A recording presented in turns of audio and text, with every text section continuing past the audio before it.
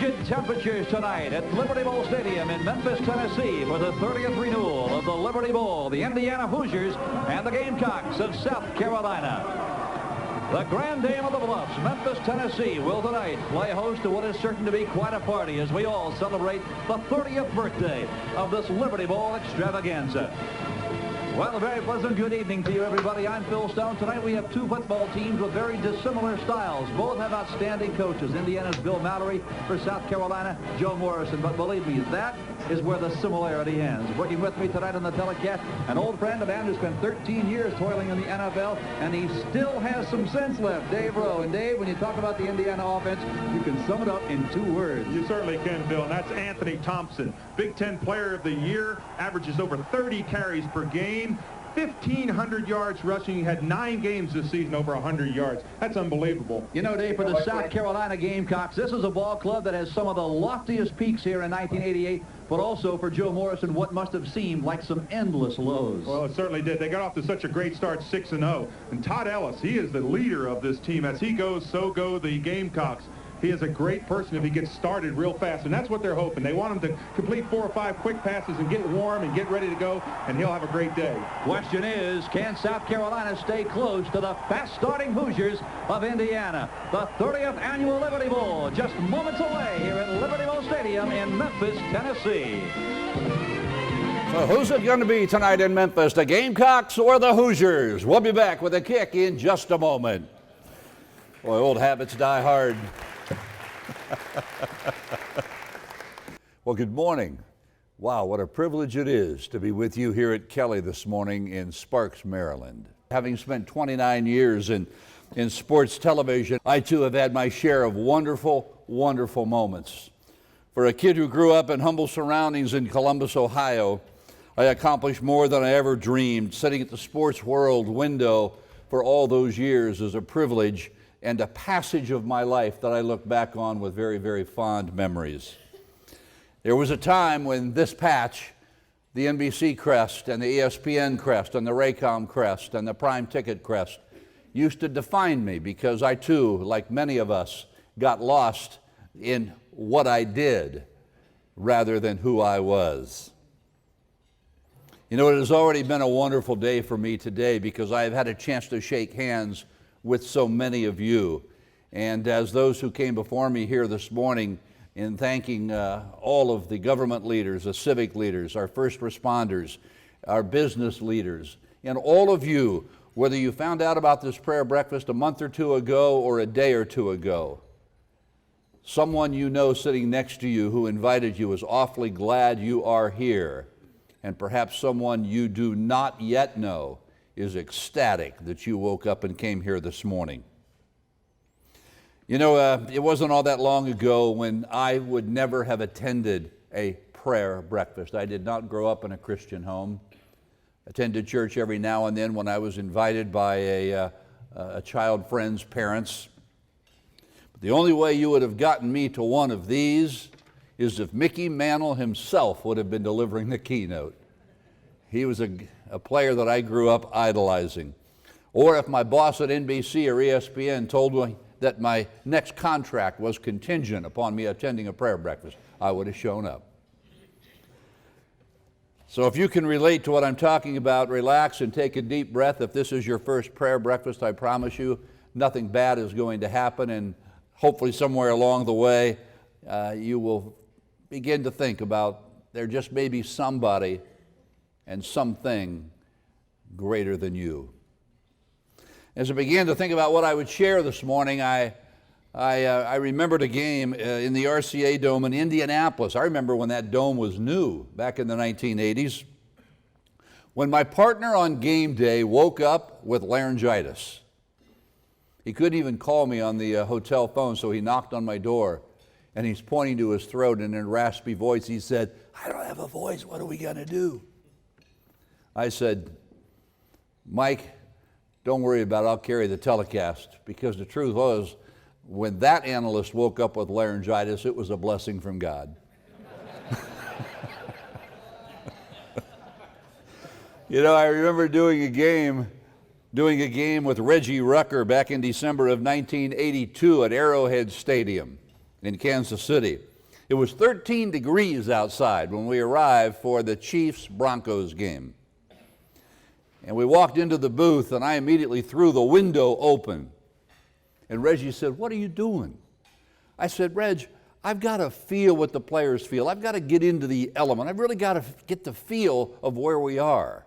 It's too warm in here. It's too pristine." He said, "Great. Are you feeling it yet? Close the window." You know, I recall a game at Memorial Stadium in Baltimore. The night before that game, it poured all night long. And when we got to the stadium on Sunday morning, I was doing that game with John Brody. Many of you will remember John Brody. Only game I ever did with John Brody was that game. They were rolling off the tarps at Memorial Stadium about 11 o'clock in the morning for a 1:30 kick. Within 30 minutes of taking that tarp off, the chalk lines looked like a kindergartner drew them with a crayon. You couldn't see anything. I mean, they were all squiggly. You couldn't tell anything what was on that field. At the end of the first quarter, you couldn't read a single number or a name on the back of the players' uniforms. John Brody said, "What are we going to do?" I said, "Well, I'm going to revert to what I call my generic call." And he looked at me and said, "What's a generic call?" I'll give you a quick glimpse of what a generic call sounds like. 3rd and 13. Mike Pagel brings the Colts to the line. Quick snap. He's got plenty of time. Rolls to the left and hits his receiver, who spins for a few more yards before being swarmed under. First down, Colts somewhere near the Dolphins' 35-yard line. No mention of who caught the ball. No mention of who the tacklers were. Why? Because we didn't know. I also recall a funny thing that occurred in the press box at the Anaheim Stadium before one of the Disney Pigskin Classics, when the executive director of the Classic, Don Anderson, was a very, very good friend of mine. He went on the PA system in the press box to announce to all of us that he felt so bad that they had run out of the gifts for the media. Now, Dave and I were just getting ready to do a game. We were just minutes away from kickoff, minutes away from the telecast starting. And he's broadcasting over the system, "Folks, I really feel bad that I don't have the gifts for you. We have run out. And I just wanted to let you know I apologize." Those were 4 highly prized juice glasses with the Disney logo. And I can honestly tell you, everything that happened to me since that time was because I didn't get those juice glasses.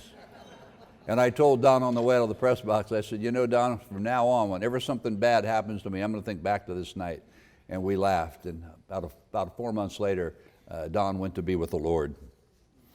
I'm so glad I don't have to do games at Anaheim Stadium anymore, because stadiums don't have those wonderful traditional names like they used to. Names like Yankee Stadium, Metropolitan Stadium, the Polo Grounds, Ebbets Field, Crosley Field, which, by the way, on August 30th, 1947, my mom came into labor with me at the Cincinnati Reds game.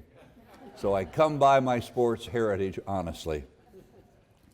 Today's stadiums have those long sponsor-laden names, and here's what it would sound like today if we were opening a game in Anaheim. Today, from Anaheim at Los Angeles Stadium, recently renovated by Disney Enterprises, it's the Anaheim at Los Angeles Angels against the high and mighty Our Stuff Don't Stink Yankees. There were so many times I actually wanted to open a telecast that way, but Major League Baseball, the NFL, the NBA, they just don't have my well-developed sense of humor. Just don't have it.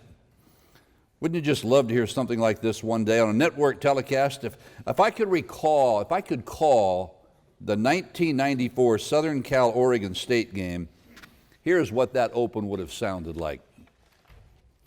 Hi, everybody. Phil Stone along with former Penn State great Dave Rowe. Today on ESPN, it's the top-ranked Trojans of Southern California versus Oregon State, a team that upset Pete Carroll and company just 2 years ago right here in Corvallis, Oregon.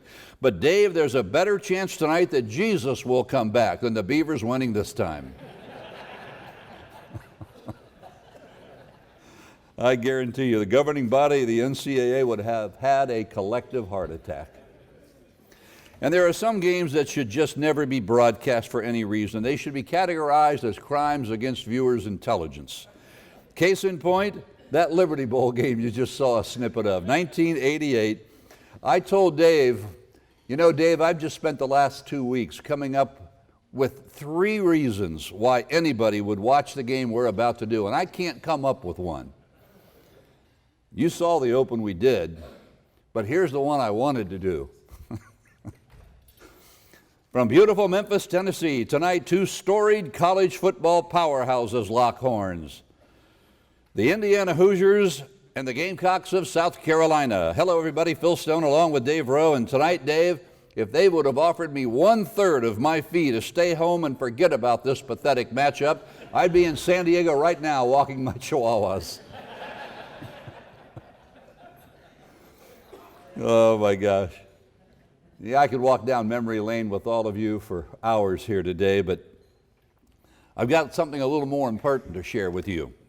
Well, thanks to television, I certainly feel an electricity when I'm able to stand before you live. Most of my career, I talked into a piece of glass with a little red light over the top of it. But live audiences are a whole different ball game, believe me. I'm okay emceeing events, and over the past 33 years, I've certainly done my share of that. But when you MC, you're really a traffic cop or a quarterback, keeping the event moving, thanking sponsors, telling a few short stories. You know what that's like. Introducing keynote speakers. I had the privilege of introducing people like Muhammad Ali, Tom Osborne, Joe Torre, Wayne Gretzky, Pete Rose, and the late Tony Gwynn. Tony was a trusted friend and a wonderful, wonderful human being. So standing here this morning about to share something so deeply personal with so many of you is both a privilege and a humble responsibility that I do take very seriously. And I thank you one and all for being here today. It's a lot easier emceeing or talking to a piece of glass with that little red light than it is to unpack my life. But my prayer this morning is that something in my story might cause 1 or 2 of you to begin the thought process of understanding what I said a few moments ago, that there just might be somebody greater than you. My life has been pretty awesome. For the most part, I have been living the American dream.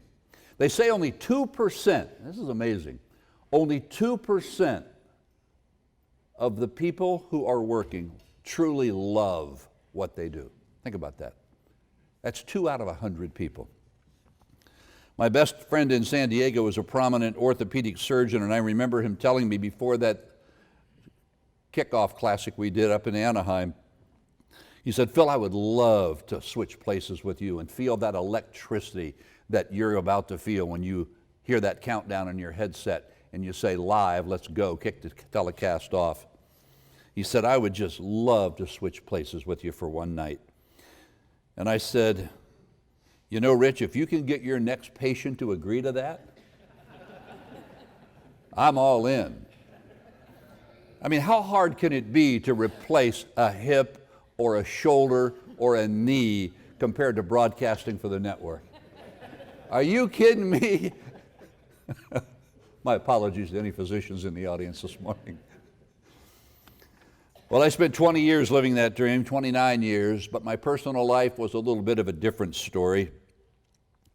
In 1984, I was calling games for the Kansas City Royals, and on a Sunday evening, I returned home to San Diego, where I lived for 32 years, to a wife who sat me down and told me she was leaving, and that she would be taking our 3.5-year-old son and our 6-month-old daughter with her. She never once looked back. She said she had fallen out of love. She couldn't explain it. And she said, don't try and talk me out of it, but I want you to leave. The devastation and heartache is still so vivid in my mind, though it was 32 years ago. I had never experienced anything like that in my life. 6 years later, in 1990, my children came to live with me, and I cherished every minute of that experience. I was a single dad living for my 2 little people and for my career. And you know what's interesting, folks? To this day, I cannot honestly tell you how we did that. I can't. I don't remember the day-to-day of how we got it done. I just know we got it done. And I think we did it at a fairly high level. And you know how I know that? Because I can honestly stand here and tell you that my relationship with Brent and Lindsay has never wavered, and it is not wavered today. We still have an absolutely spectacular relationship. What a privilege it is to be a father. I remember a friend telling me one day that it only could have been through the grace of God that my children turned out the way they did. And I said, the grace of God, what does that mean? In fact, what is grace? Well, in 1993, I would begin to understand because I was struggling with how to find a balance between being that committed dad and traveling the nation and to some extent around the world doing sports. When a friend told me about this book called What's So Amazing About Grace? Philip Yancey wrote it. In fact, I haven't even touched this book in about 26 years until about a week and a half ago when I began to prepare my remarks for this morning. I said, I got to go find this book. And it was in my entertainment center bookcase, and I pulled it down and I started reading through it again. It's a book that meant so much to me back before I even knew about a person named Jesus Christ. I knew something was wrong, and I knew I had to change some things. And that's why I made a beeline for Borders to buy this book. The author talks about mercy and clemency and discussed the freely given unmerited favor and grace of God. As I told you a moment ago, I wasn't raised in a church home, so those terms were foreign to me. What did favor and love of God have to do with me? Well, I was about to find out in a big way, friends. A year later, in 1994, things were good professionally. I was making good money, the envy of all my friends and relatives, but something was wrong. Something was just a little bit off. I wasn't collapsing, I wasn't having a nervous breakdown, but something was just a little bit askew, and I couldn't put my finger on it. In a span of 6 months, that thought overwhelmed me, and I wonder this morning how many of you are sitting where you're sitting experiencing the same thing. Maybe you've already experienced it. And if you're expecting it to magically go away, I have bad news for you. It's not going to magically go away. Somebody is stirring inside you. And maybe, just maybe, you might want to consider doing life a little different. Maybe it's time you learn that the power and intense satisfaction that comes with knowing someone far greater than yourself. If you're sick and tired of being sick and tired like I was, there's only one place I know where you can find the peace that transcends all human understanding. And that's at the foot of the cross, where the Creator of the universe longs to soothe your hurts and to encourage you to be the person that God designed you to be.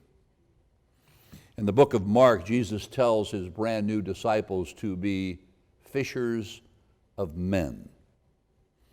Every one of you in this room is here by divine appointment this morning. I talked to several of you and shook hands with several of you, and a couple of you even admitted, I didn't even know about this prayer breakfast until yesterday. One said, I didn't even know about it until 5 o'clock this morning. A friend called and said I had a seat open. Would you come? Coincidence? No. You're here for a reason. So if your person who invited you is here, just look at them right now and know that they are your fisher of men. I want to turn back the clock with you to 1994. Do you remember what you were doing that year? I'd like to share a story with you that began for me in 1994 and the path I've taken since. I had been divorced for 10 years in 1994. I had concluded stints with Channel 7 in San Diego, where I lived, as I told you, for 32 years. I had wrapped up an 8-year career with NBC and ESPN and was under contract with a brand new startup sports network out of Los Angeles called Prime Ticket Network.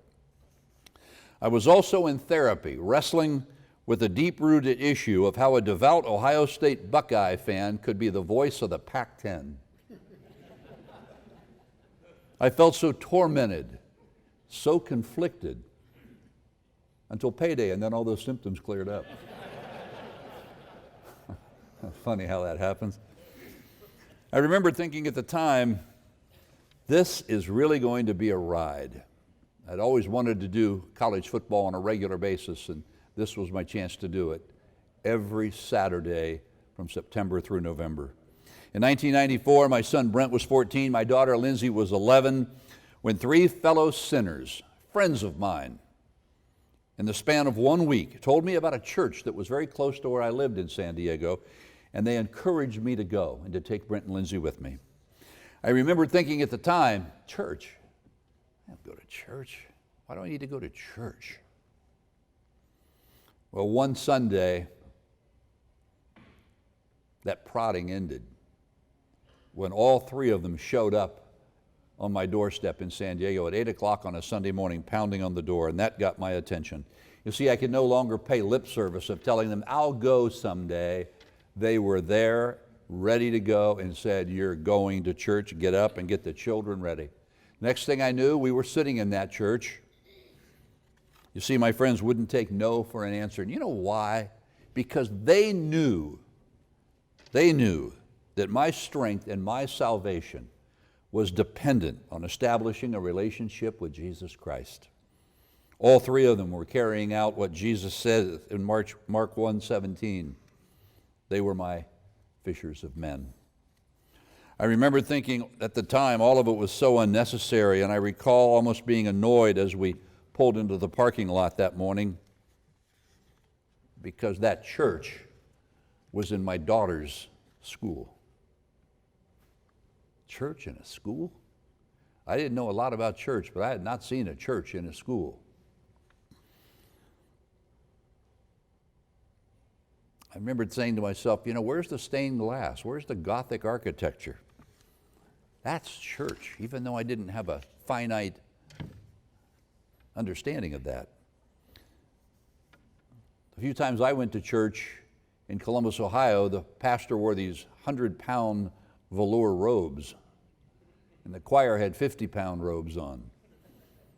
And Dr. Webb used words like, saith the Lord, Philistines, Hittites, Ammonites, and men in tights. No, not that last one. You write that, Ken? But I'll tell you what, friends, on that Sunday morning, my daughter, my son, my three friends, we sat in that multi-purpose room of Lindsay's elementary school. There were none of those things I remembered church being. I was sitting in that room in San Diego when Pastor Harry walked out. He had on a Mickey Mouse tie and an electric blue shirt. The choir was not backed up by a pipe organ, but by a rock and roll band, which I have come to know as a praise and worship band. And I remembered thinking, what kind of a church would try and fool God? Because this isn't God's church.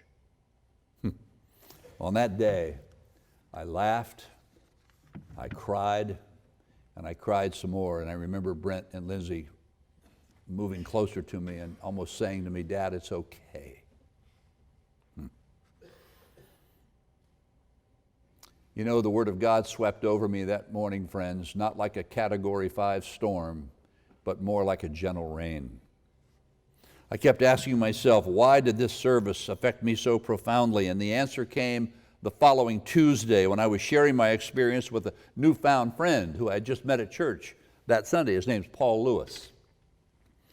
As I was unpacking what had happened to me that day, I told Paul that I was feeling like a coach at halftime. I said, Paul, let me explain it to you this way. It's halftime of the football game, and I'm walking off the field, heading for the locker room with my team, Brent in one hand and Lindsay with the other. And I'm looking up at the scoreboard, and I'm seeing that we've scored a few touchdowns and we've given up a few touchdowns. We've taken the ball away. We've given the ball away.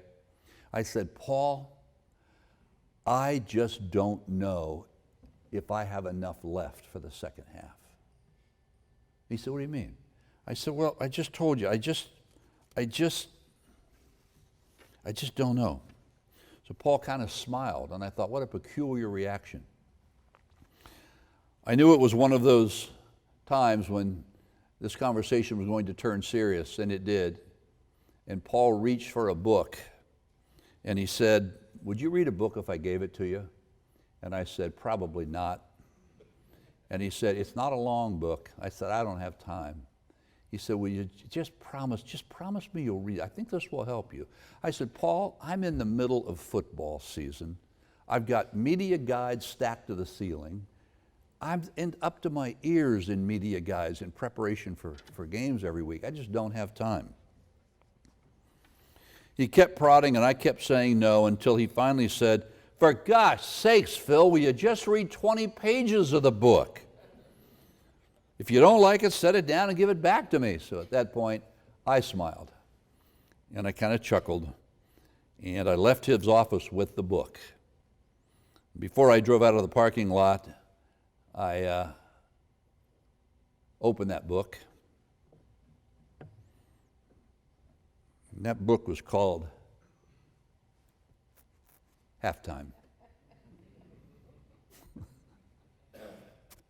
Halftime. That was something I could relate to. I had just told him what I was feeling. So I opened the book, and I began to go through it. I drove home and finished the book that night before dinner, and my quest to understand the stirring in my heart was satisfied. I'm not going to read this whole book to you, but I just want to read a couple of passages that I think virtually every one of you may relate to. You don't have to be the CEO of a major investment company to be able to change the way you work.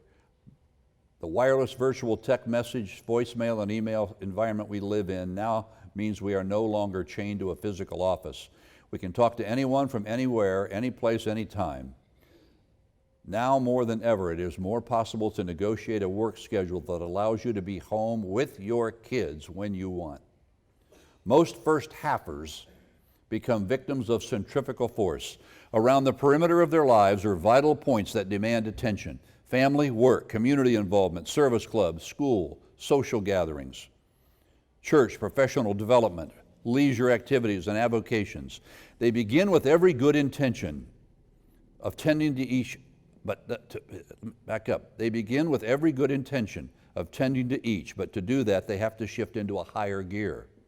Before long, they are spinning rapidly around the perimeter, the resulting force driving them farther and farther from the center, the core of who they are. At that point, all control has been lost. The second half is about regaining control of your life, about calling your own shots. Getting back to the center requires us to downshift to a slower gear. And once we return to the core, once we know who we are and what's in the box, we can accept the fact that some things on the perimeter will not receive much attention as they did before. Some things will be more important than others. Some may need to be ignored altogether. But regardless of what stays and what gets tossed, the point is that we no longer let somebody else decide that for us. We create the capacity for the things that truly matter. If this sounds radical or out of step with the way things generally work, it's because baby boomers are the first generation to enjoy the luxury of choosing what they do with their second half, changing the playing field for subsequent generations. So, ladies and gentlemen, after traveling the country and to some extent around the world, immersed in the roar of stadium crowds, this simple book called Halftime began to shine a bright light on my sinful life. And not only did it begin to reveal who I was and what was causing that restlessness, it provided tangible answers rooted in a discipline that I knew very little about. Trusting Jesus to transform me into the person I was longing to be, I needed some help. This book was the bridge to get me that help and to put my hand firmly into the hand of someone far greater than me. 6 months after I read this little book, I called and asked Pastor Harry to meet me for lunch, and the best part is he didn't know me from Adam. He was a huge sports fan, but had not made the connection.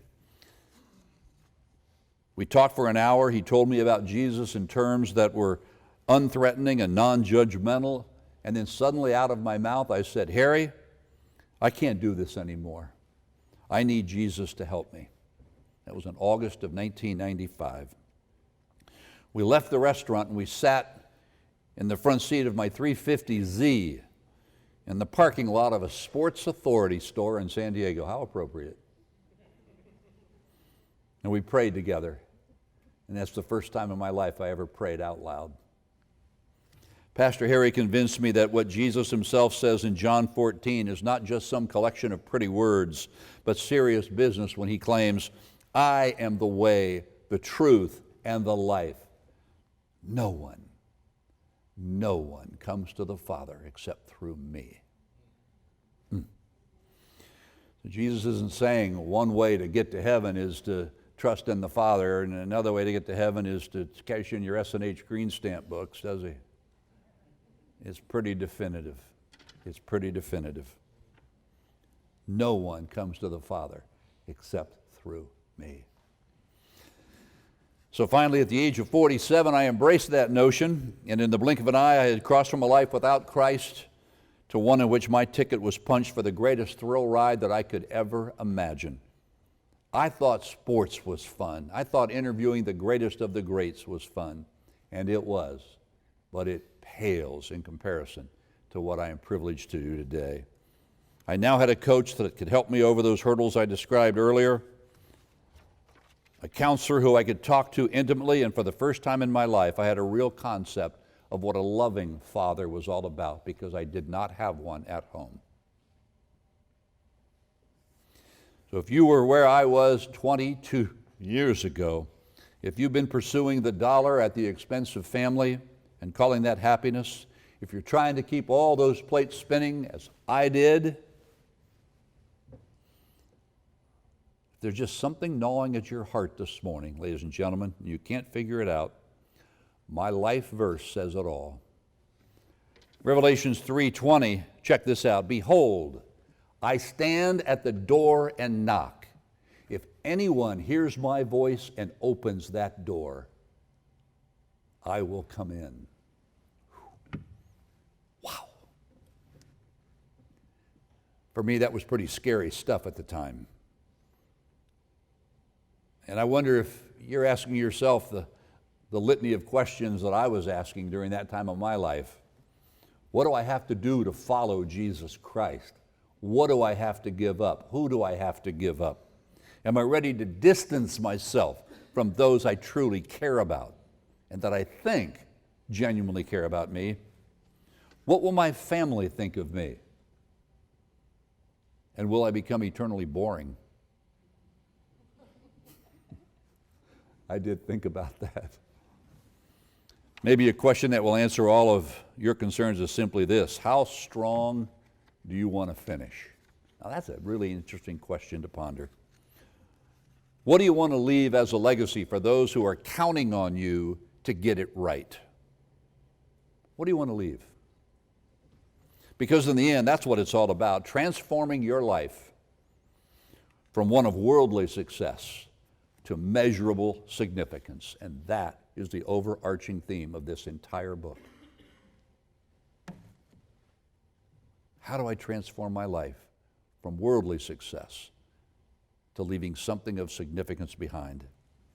It's about revitalizing your life, catching a fresh wind, adopting a brand new vision of what I guarantee all of you will be the most exciting and rewarding time of your life.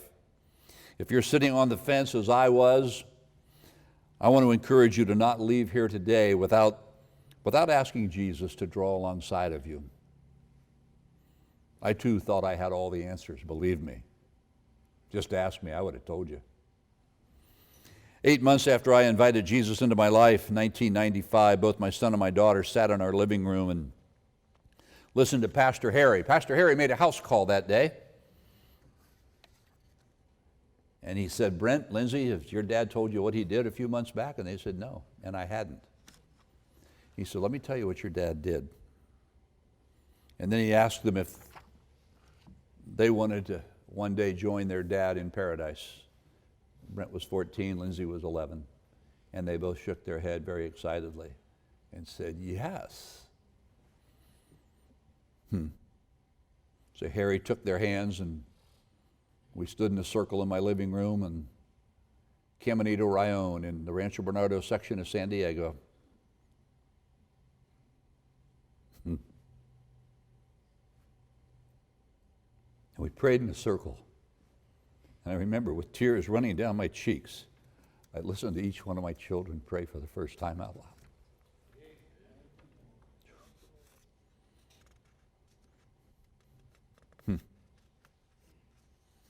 9 years ago, I finally got up the nerve to lead my mother and her twin sister, Thelma, to Christ at the age of 83, identical twins. 2 years later, my mom, one of the most loving and unforgettable mothers that God ever made, passed away. And though I miss her every single day, I am joyful. And you want to know why? Because I know where she is. When God knocked and my mom opened that door, and her twin sister Thelma opened that door, Melba and Thelma, God came into their life in a robust way. Mom was a doubter most of her life, but you know what, folks? When it mattered most, she got it right. She got it right. You know who else thought he had the answers for most of his life? Was Werner von Braun. Does that name ring a bell for any of you? The former director of NASA who, before he passed away, did a 180, and he said this: many people feel our rapid advances in the field of science render such things as religious belief untimely and old-fashioned. They wonder why we should be so satisfied believing something when science tells us that we know so many things. The simple answer is that we are confronted with many more mysteries of nature today than we were in the scientific Enlightenment era began. With every new answer, science has consistently discovered at least 3 new questions.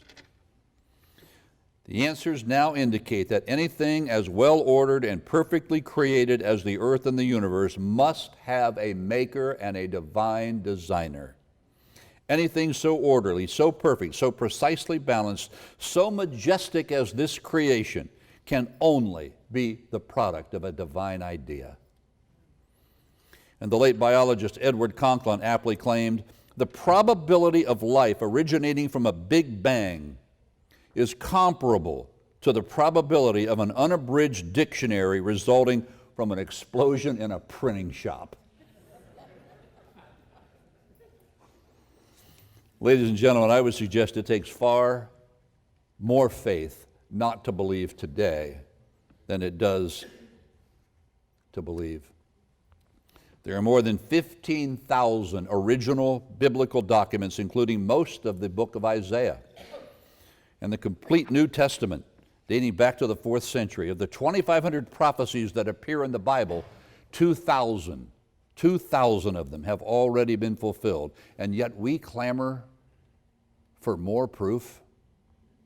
For me, it wasn't an evidential issue. It wasn't that at all. It was a heart issue. It was just a heart issue for me. I just didn't want to believe. So after 29 years of trotting around the world covering sports, God called me to full-time ministry in 2008. What a sense of humor God has. Me working in ministry full-time. Sometimes I still pinch myself and wonder, what are you doing here? I am certainly proof that God uses sinners to help build his kingdom.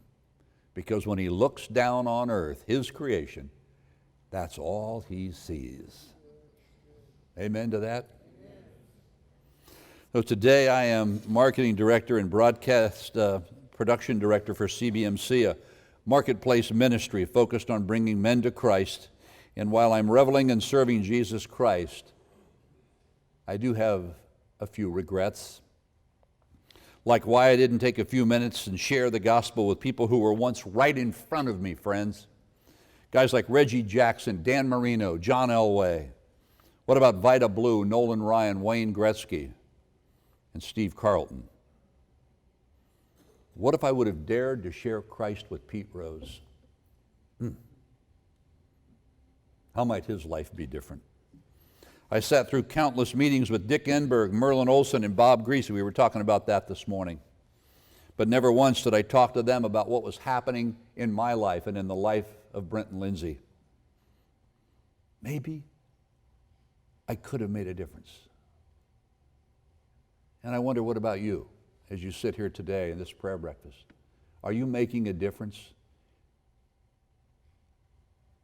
And is the difference anchored in a belief in Jesus Christ? I hope that each one of you here has someone in your life that cares about your eternity as much as my three friends cared about mine 22 years ago. I am a Christian today, and I can say this before my Savior, because Tim, Sherry, and Bob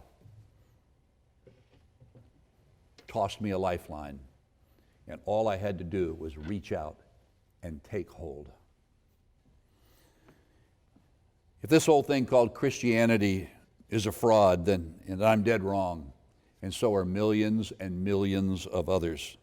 And if that's the case, then one day we'll end up in the great beyond somewhere, and you'll sit there and you'll say, hey, there's that guy that spoke at the prayer breakfast, and let me go say hi to Phil. Phil, I told you that morning you were wrong, and here we are in the great beyond. And I'm going to say, you know what? You were right. But what if you're wrong? What if you're wrong? What if Jesus is real and everlasting life is attainable, and all you needed to do was ask God for the keys to paradise? What if I'm right? Think about that this morning as you leave here. I took that risk for 47 years. The evidence that there is someone far greater than you and I is overwhelming. And a man named Jesus is longing to draw alongside you as he drew alongside me. For me, it was just too overwhelming for me to continue to ignore. Revelations 3:20, as I said, says, behold, I stand at the door and knock. If anyone answers, I will come in. I continue to lean on Jesus every day, and I want to tell you why. I remarried in 2000, the year 2000, to a wonderful woman named Michelle, staunchly anchored in her faith. In 2008, I came to CBMC full-time, and 3 years later, Michelle filed for divorce and left to go back home to San Diego.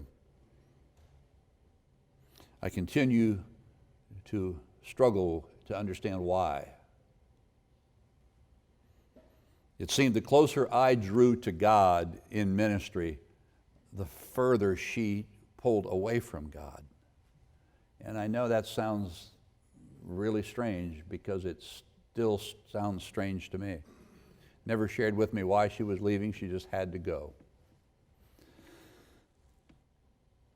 I pray for Michelle every day, and if you are a prayer warrior, I would ask that you would add her to your prayer list as well. So if you're sitting here struggling with what's going on in your life and you don't know Jesus Christ, you can change that right this minute by praying a simple prayer along with me. You can pray it silently. Would you bow your heads with me? Father, I'm a sinner and I need a Savior. I come to you this morning and ask that you forgive me for my sins. Lord, I invite you for the first time to come into my life right now in this room and help me walk in your light. Father, help me lose control so that you may take control. I've done life long enough without you.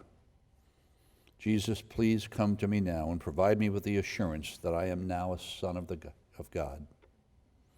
Lord, teach me to pray and empower me to tell others about the bold step I have just taken. We pray all of these things in your name, Father, and all of his people said, amen.